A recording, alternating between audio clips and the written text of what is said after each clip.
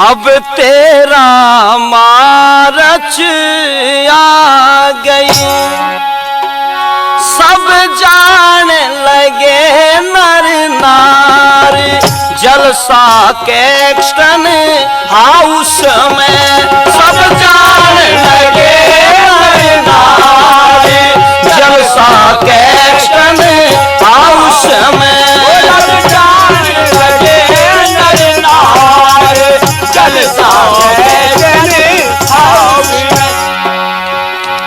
इन्हें ले डिक्शनरी मोल है, इन्हें ले डिक्शनरी मोल है, उसमें छिपा लिया पिस्तौल है, उसमें छिपा लिया पिस्तौल है।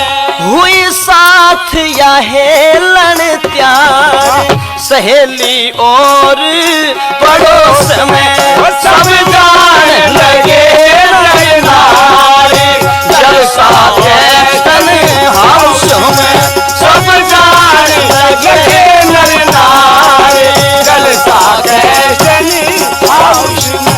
बहनों और भाइयों, हेलन और मिस मिलन दोनों साथ में चल दिए, उधम सिंह भी, और उस कैक्सटन हाल के गेट पे पहुंच गए। पुलिस वाले खड़े थे, तलाशी लेकर अंदर जाने देवे थे, सबकी तलाशी ले रहे थे। कुछ गेट पे गारद है खड़ी रहे, कुछ गेट पे गारद है खड़ी, कुछ पुलिस मैंने ले खड़े छड़ी, कुछ पुलिस मैंने ले खड़े छड़ी, लगी होन तलाश बाहर, ये ले रहा शब्द को समय सब जान लगे नर नार, जलसा कैक्सटन हाउस में सब जान लगे नर नार, जलसा कैक्सटन हाउस में। सब बैठ गए निज स्थान पे, सब बैठ गए निज स्थान पे, और ध्यान लगा व्याख्यान पे, और ध्यान लगा व्याख्यान पे, जब बोले जर्नल डार, भर भर के मैं जोश में सब जान लगे नर नार, जलसा कैक्सटन हाउस में सब जान लगे नर नार, जलसा कैक्सटन हाउस में। कुर्सियों के ऊपर जाकर के बैठ के जलसा शुरू हो गया, और जितने छोटे मोटे नेता थे सारे बोल बाल लिए। उसके बाद जनरल डायर का नाम पुकारा गया। जनरल डायर का जब नाम पुकारा गया तो पर्दा खींचा, और पर्दे के पीछे थे वो General Dyer, hat boot suit में बड़ा तकड़ा 6.5 फुटा लंबा आदमी लिकड़ा। उसने देखते ही लोगों ने तालियां बजानी शुरू कर दी, फूलों की बारिश कर दी, मालाओं से लाद दिया, और जब तक माइक के धोरे नहीं आ लिया, यू सिलसिला न्यू चलता रहा। लेकिन जब माइक धोरे आने के बोलने लग गया, बड़े जोश में बोला। इसने कहा, ए लंदन के स्त्री और पुरुषों, या अपने अंग्रेजी भाषा में जैसे वो कहा, अगर लेडीज एंड जेंटलमैन, यूं कहे, और ने बोला, मैं वही जनरल डायर आज आपके सामने बोल रहा हूं जिस जनरल डायर ने हिंदुस्तान में तहलका मचा दिया।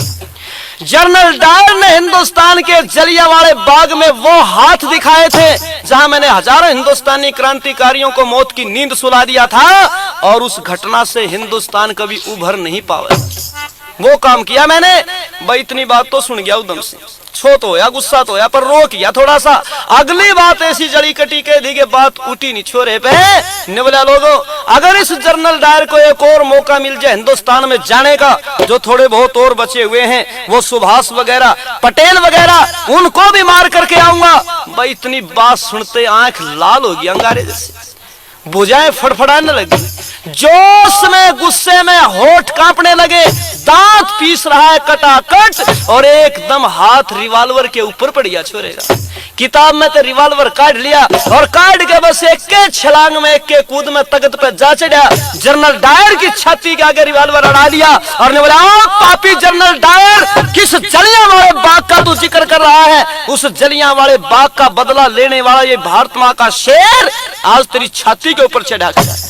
पापी कर ले बकवास, अगर कुछ और बोलना चाहता तो बोल ले, समय देता हूं तेरे को, लेकिन आज आखिरी दिन है तेरा, तेरे को मारूंगा, जिंदा नहीं छोड़ूंगा। हाँ अगर बचना चाहता है तो भाग भी सकता है, मौका दे सकता हूं भागने का।